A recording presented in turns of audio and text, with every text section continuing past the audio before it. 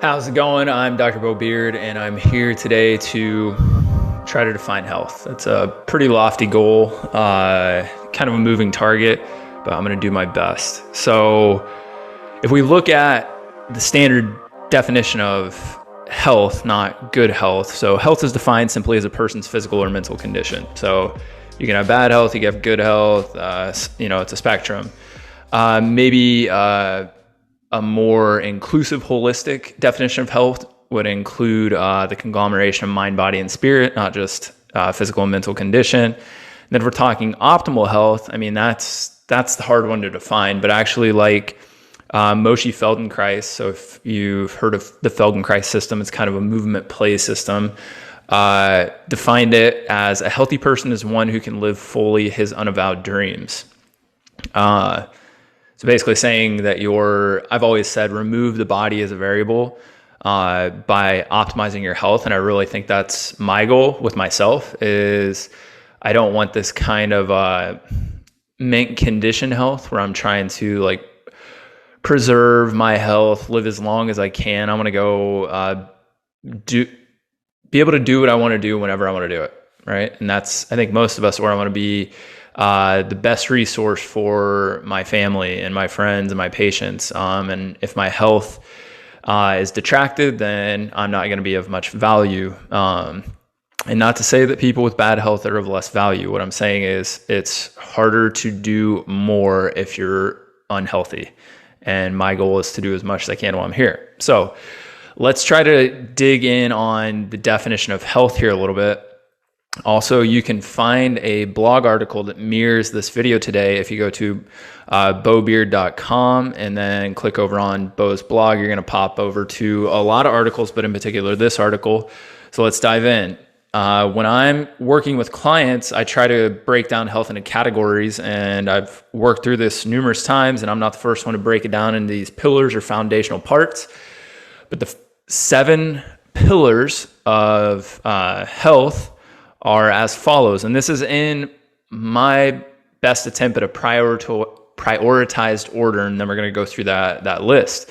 So it would be relationships, movement, nutrition, hydration, spiritual, mental health, and sleep. So that kind of runs the gambit of human health. Now, one piece that I'm not talking about here is our environment overall. I think that would be a good 8th pillar, but that's kind of encompassing all other 7. That's also something that's harder to necessarily control by ourselves. We need to do what we can, but we'll set that one aside for another video. So the first one, relationships, may surprise some people that relationships are at the top of the list, but humans are social beings. It's been shown that non-familial relationships are one of the most crucial factors in overall health and longevity. Numerous studies show that, when you look at blue zones, which are zones across the earth that have maybe the most centenarians or the most healthy people living long lives with a good health span, not just a long lifespan, that it's they have friends, right? They're social interaction, playing games, visiting with people. Why is it important to have non-familial relationships? Because the old adage, you don't get to choose your family, but more so that there may be just a different interaction with friends where it allows you to have a different type of relationship. Maybe a spouse plays into that role, but if we're talking kids or parents, it's a little bit different. So I could dig into the research a little bit more on that. All I'm saying is you can key in on all of the other aspects, the other 6 pillars, and research would dictate over and over that relationships are huge. Believe it or not, another funny kind of longevity stat that non-familial relationships and then lung capacity or VO2 max are the 2 correlates for longevity out of all of the things that we can look at. So get your exercise in, which we'll talk about next. So movement, it would seem that I would put this at the top of my list. This is in my wheelhouse, being a chiropractor. I just am releasing a book called The Age of Movement, Time Keeps on Moving and Why You Should Too. So I'm biased. So you can go find that book on Amazon, by the way. Full release date December 31st, maybe a little bit earlier. Wink, wink. Anyways, movement is not exercise. That's the first thing we need to define, that movement has been baked into human life for millennia. And for the first time in human history, for the past few decades, we've been able to largely do what I'm doing, sit in a seat, sit in front of a computer, do work that requires less manual labor. And now we have a division of human movement that then gets, we try to artificially replace our lack of movement with exercise.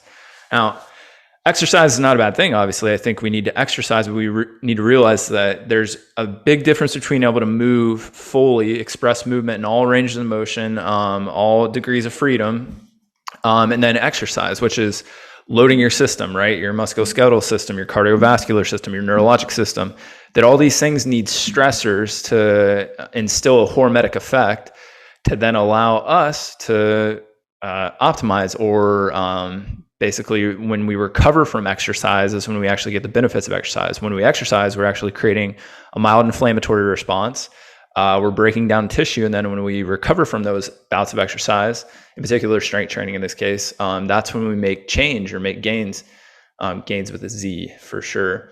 Cardiovascular fitness, maybe a little bit different, that we're stressing the arterial walls, that we're stressing the lungs, things like that, stressing central nervous system. And on the back end of that, that we change our oxygen utilization, our energy utilization, and then mitochondrial function, both short and long term. So movement and exercise is absolutely huge. It's just, it's a big deal. And I speak in the book, The Age of Movement, that I think movement is the biggest piece, because if you lack movement, realize that probably if you're going to have not a social media relationship, you probably have to walk or drive or ride your bike, ideally something physical, to go see your friend. And then we know what, if we paired those first two, relationships and movement, together, that's like gangbusters for health and longevity. That if we're socially active, right, or exercise in groups, that's kind of reminiscent of probably what humans have done for thousands and thousands of years, like hunting parties, dancing, play, imagine that. Third up on the list is nutrition. And I kind of highlight in the blog article that besides religion or spirituality portion of this, which are two different things, that nutrition tends to be the most controversial, the most hot button item, because people are so dogmatic about diet. Right. And diet really shouldn't mean that you're on a diet, that I'm eating a certain way. Diet is what we eat. And as humans, even though there's mild geographic and ethnographic differences that then get sprinkled down through the genetic lineage of what we ate, right? If I'm a Inuit versus a Pacific Islander, there's definitely differences in how I handle protein and fat for an Inuit versus how I handle high carbohydrate fruits if I'm a Pacific Islander. Albeit, humans do really well on a basic diet of vegetables, fruits, seeds, nuts, tubers, and meat. And you can argue for a little, dairy, that, some cultures did adapt to handle that a little bit better than others. But if we want to call that the paleo diet, call it the paleo diet. If you just want to say, it's funny that like other animals, even other animals that are in zoos, we just understand that they eat in certain foods and that's what we feed them. But humans, which are omnivorous, right? It's been proven anthropologically and, just through current research of, gut health and performance, that we operate best on an omnivorous diet, even in the face of things like a carnivore diet and, veganism and vegetarianism. Like, I'm not going to talk about those diets. All I'm saying is humans operate best on an omnivorous diet where it leans heavier towards plant matter. We have lean meats, fish, things like that, but we also have fat in our diet. And then you throw in some tubers and have some fun with some natural fruits and sugars every once in a while. Do we all fall off the rails a little bit? Yeah, but that Pareto principle, 80-20, be a little bit better if it was 90-10, is going to keep you pretty safe in that realm. Next pillar, we're on the fourth here, is hydration. So hydration, again, a lot of info around this. All we got to realize is that many mammals have eccrine or sweat glands, but humans have basically develop the most prolific ability to use sweat to cool down over long bouts of endurance, which leads back into the movement side of and cardiovascular health and performing endurance exercise. So what I would say here is that we know that if we just took a general broad-based approach to hydration, that drinking to thirst is no longer, that is not good advice, because you can alter your thirst centers by basically being mildly dehydrated for a long time. So if you drink to thirst, you may just not drink as much anymore because you've conditioned yourself that way. We also know you can drink too much and suffer the same deleterious effects, if not worse, from dehydration with hyponatremia, right? With drinking too much water. So a gold standard for general population would be half your body weight in ounces per day, right? Now, if you're active and you're exercising, in particular long bouts of exercise, you're going to need a little bit more. How much more? It's dependent on body weight, environment, weather, humidity, electrolyte loss, what type of activities you're doing. So you have to add things in, and then you probably also have to add an electrolyte base. One thing we want to touch on with water, and maybe we'll have a video on water specifically here pretty soon, is our water is largely devoid of a mineral base. So we need minerals as humans in the water to then create an osmolarity or an osmotic gradient across the fluid within our body and the water coming into the body, so we can actually pull water out of the digestive tract and into the intercellular matrix. And when we have kind of almost this hyper-filtrated water and hyperchlorinated water, it makes that really hard to happen. So you'll see even high-end, like we have a reverse osmosis system with a back-end mineralization system on it. So we'll have to do that. So you literally are passing your water over more or less like a salt block for a horse, right? And if you want the poor man's version or the easier version of this, if you're going to drink water, every glass or bottle of water has a dash of sea salt. So then you get the sea salt minerals, which is also, has some electrolyte base in there, sodium, potassium, stuff like that. But that's the note on hydration. Now, here's an argument that people come up with all the time that, our ancestors never drank pure water. They were drinking coffee, tea, beer, wine. And yeah, they were, but they were doing that. Why? Because you either had to boil or ferment water to make sure that it was sanitary to drink. We are drinking very different kinds of tea, water, wine, and beer. The wine and beer has a much higher alcohol content than it used to. And then the tea and coffee, for the most part, has a much higher caffeine content due to how much we drink and then also farming practices. So you do need water. So you're not just going to like crush tea and coffee and beer all day and say, I'm on some ancestral hydration diet.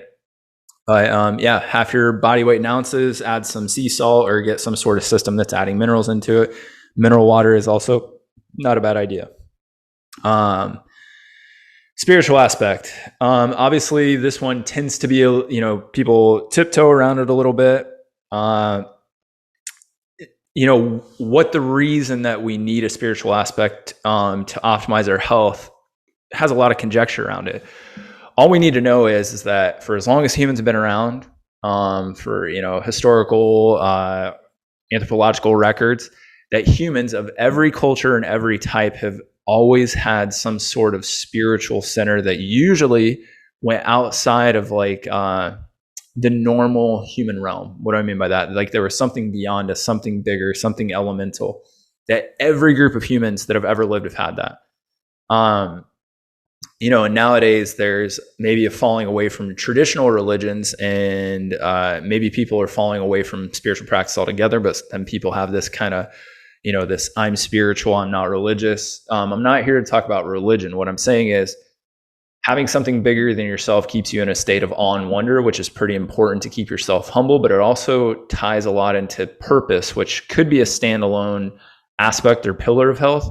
But I think when we have something bigger in ourselves, maybe it gives us more of a philanthropic and altruistic view of the world, which also helps us be a little more cooperative, ties back into the very first one, which are relationships. So you can see all these play off one another. That's all I'm going to tap into on the spiritual aspect. Get into the last two. So mental health is a standalone one, because it's mind, body, spirit would be the three. So we've covered a couple parts of the body. We just covered spirit, and now we're on mind. The crazy thing is with mental health is that it's still wildly misunderstood because we don't understand a lot about our central nervous system, mind versus brain. And then there's a mental health crisis going on that, there's 132 suicides that occur daily in the US. It's the number one cause of death of youth age 12 to 19. There's been an increase of 33% in suicides just since 1999 per the CDC. So stuff's not going the right direction. And there's a lot of theories as to why, right? The world is, whether it's the spotlight is being turned on these things or if the world is really not doing as good as we would like. But I mean, climate change, there's, human trafficking, there's a lot of stuff that's not great going on, but through history of humans, there's been a lot of not great stuff going on. We just tend to focus on the bad stuff more and more, which then turns to social media and news and all the things that then maybe disconnect and create polarity between humans even more. And then pretty soon it's like our mental health has gone bananas. We spend time in front of things that are like basically tiny, slot machines that are pegged to tap into our dopamine stores that then probably make us feel worse about ourselves. We look at people that we think are living lives that are beyond us. So you can just kind of see how it's very easy to get, mental health that's not awesome. Then you tie in that people move less and less. And then we have things like ADHD and ADD going through the roof. Well, if you give a kid a phone, he gets to look at things all the time. He's bombarded with information. He's making more decisions in one day than a human used to make in a year. He doesn't move very much to burn off some energy and tap into some other things he should be doing, he or she should be doing. Pretty soon, something's going to go, you're going to cross a circuit somewhere. And I think that has more to do with it than the world at large. It's more our internal environment. I talk a lot about like micro, meso, macro cycles of training. Like we have those micro, meso, macro environments. So your micro environment's your internal environment. Your meso is my immediate surroundings, my family, my job, my 6 foot radius at all times. And then your macro environment is the environment at large. There's a lot of stuff going on in the environment at large, but like we're also not very healthy organisms operating within internally and then operating within our own meso environments. And I think until we clean that up, we shouldn't blame all of our woes on the world's coming to an end, because we are the organisms that are operating within this environment and we are largely dictating the outcomes right now. Last one here. So the 7th pillar, sleep. Now, this is maybe the most hyped pillar of health as of right now. There's been multiple books, Matthew Walker's book, a couple other sleep books out there right now. Sleep is very important. It's being highlighted because we're not sleeping very well. So people are tapping into that.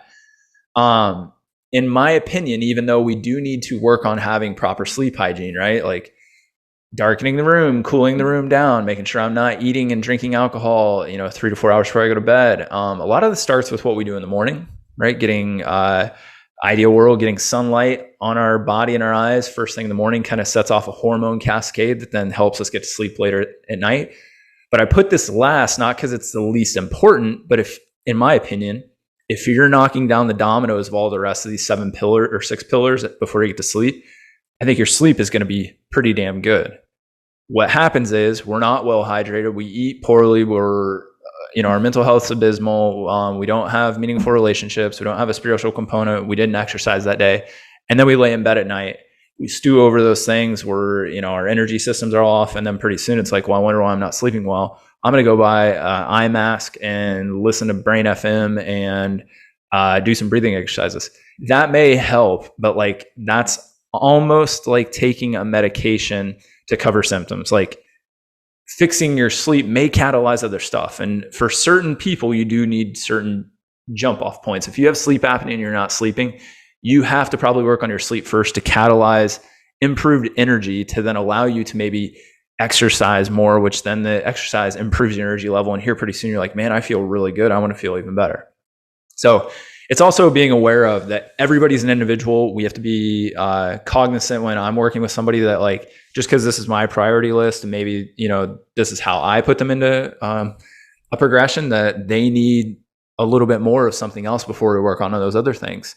But yeah, so that's the 7 pillars of health. That's my best attempt to define health, because what you're going to start seeing from me in the next maybe, months to years is much more of a focus on just health overall versus musculoskeletal health. Because even though, again, pulling from my book, The Age of Movement, available on Amazon for sale, that I think that what we're going to be dealing, because musculoskeletal health is the biggest financial burden out of anything in the healthcare realm worldwide right now. It doesn't get a lot of hype because it's not on the top 10 killer list per the CDC or NIH, right? Where that's like heart disease, stroke, neurodegenerative disorders, cancer, things like that. But if you took the money spent and the long-term disability applied to musculoskeletal health, and then also the forecast for how much worse it's going to get, this is the biggest piece of the health problem, in my opinion.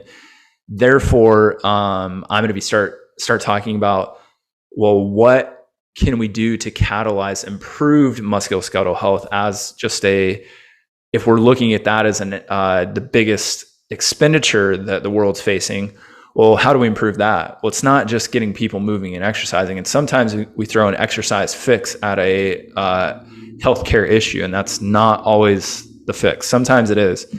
But I really think that what I'm seeing in my office today as a conservative musculoskeletal specialist and how I treat it is going to change in a decade. And what I mean by that is we're probably going to have to know a lot more from my aspect of how do you treat somebody's overall health to then catalyze reactions to allow them to get out of pain and move better and function like they want. And just like Einstein said, any fool can know, the point is to understand. I can tell you all this stuff. The only way you understand something is learning about it and then putting it in application. Then you understand, because understanding is inherent within yourself. It's intrinsic. So I hope you got some out of that. Let me know if you have any questions, and look for some more upcoming videos. See ya.